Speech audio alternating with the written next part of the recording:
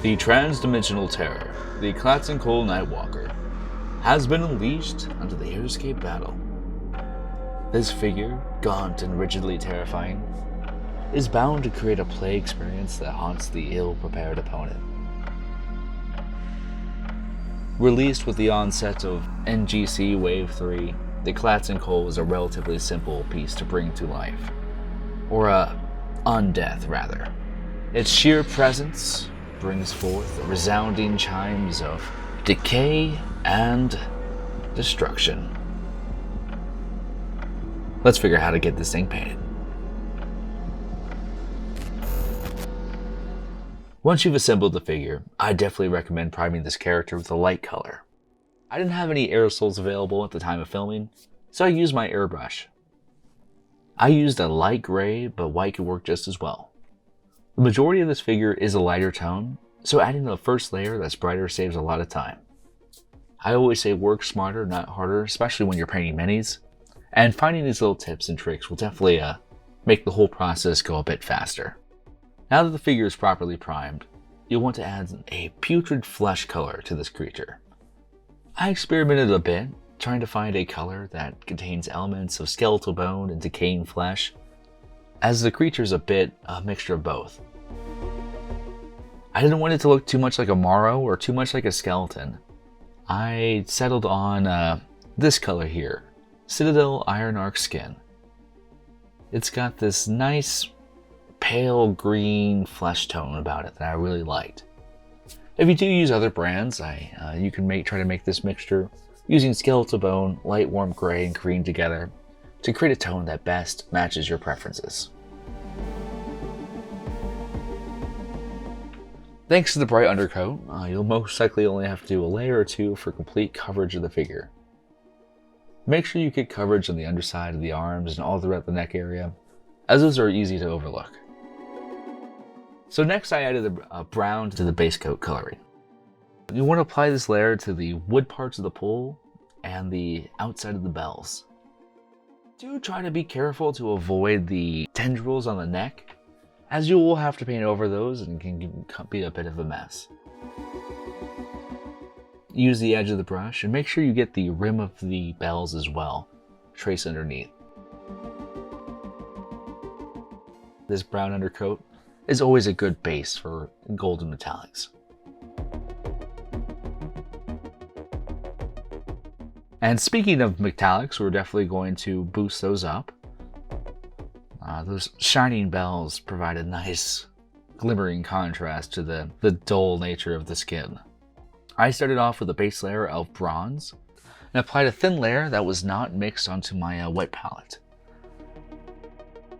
And once the base layer of the bronze has been applied, I'd recommend going back through with a brighter gold or metallic to put onto the bell.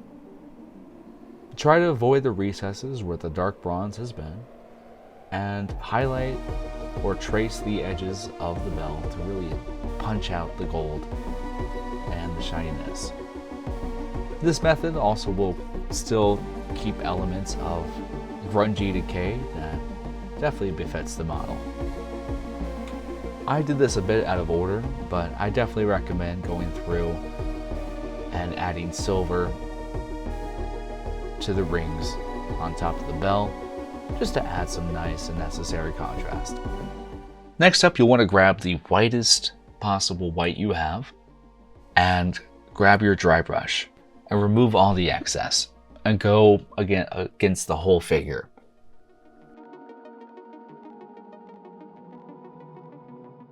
Typically, I would not recommend dry brushing with pure white, as it usually makes the figure too white and too bright. But just the colors and the methods we're going to be using for this figure will really kind of tone them down and look rather nice. Go against the texture of the Klatzenkoll where the raised ridges should catch the edge of your brush. Make sure you especially get tendrils of the organs of the creature and do the underside of the mouth as well. Pretty much the only area you should avoid is the wood and the metal parts you've painted so far, but all the skin and organs that are showing. Definitely make sure those are dry brushed very well so you see a clear white showing through. To further accentuate the sheer terror this creature possesses, you'll want to get the entrails painted a bright red. I recommend using contrast paint for this activity, as it will save a lot of time and adds a nice level of volume and depth into those thin tendrils coming out of the creature. Speed paints, or contrast paints, depending on the brand you use, are paints with high pigmentation and high flow volume as well. Essentially, they act as a fluid paint that you can apply, and it settles in the recesses of a painted figure while leaving the exposed highlights showing through. You'll want to take your time on this part. Really be sure to just use simple, slow strokes and follow the straight lines of the figure. If you do mess up and get some elsewhere, you can certainly layer up the part and start over, or you can kind of leave it on the figure if you want a little bit more gory looking.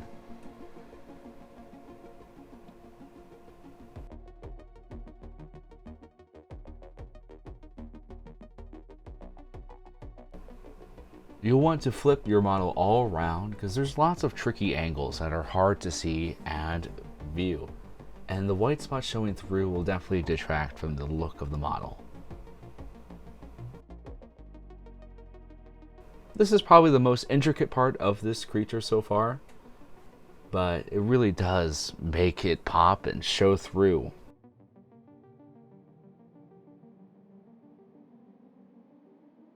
I love the way the speed paint just settles into the small divots on the model and really adds some unique and terrifying shading, almost making it look like it's glistening.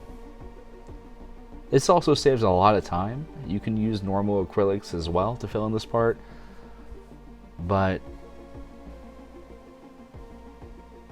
this is just the ideal situation for speed paints.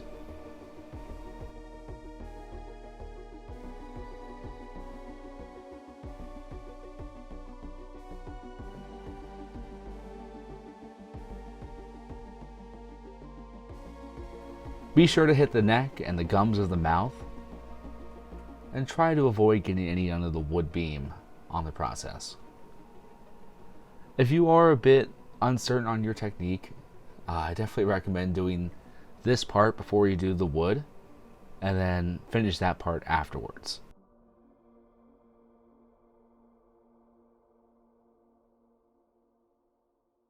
Once the contrast paint has fully dried, you'll want to move into one of the final steps of this process, the washes.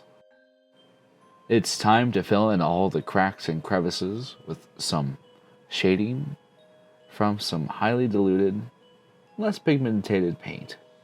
To really bring out the metallic nature of the bells, I'd recommend using a dark brown wash on the wood and the metallics.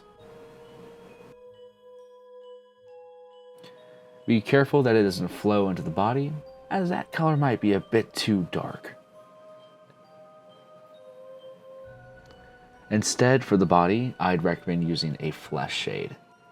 Flesh shade has a bit of a reddish brown hue to it, and it really looks great on this pale contrast that we've layered up so far. Apply it throughout the entire model, and make sure you keep the model upright when it dries so the paint and wash flows downward. This prevents pooling and makes your model appear a bit more clean. Once you've applied the washes, the choice is yours. You can keep it kind of grungy and dingy, or you can make it a bit more pale and pallid and layer back up. At this point, the figure is about card ready and is ready to haunt your battlefield.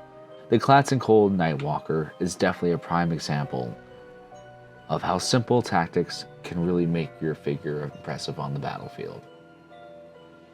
There wasn't much layers or highlighting, but simple understanding of contrast really allowed this figure to evoke fear and send unnerving chills upon whoever encounters.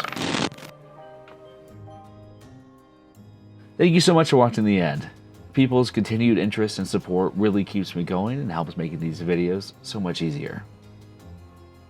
Be sure to subscribe to stay up to date for more painting and scape related material. And if this video helped you at all, be sure to leave a like. And if you have any questions or comments about any painting tips or tutorials you'd like to see, I'll be sure to leave a comment below as well. Well, I am the HeroScaper, encouraging you to think differently, and thanks once again for watching.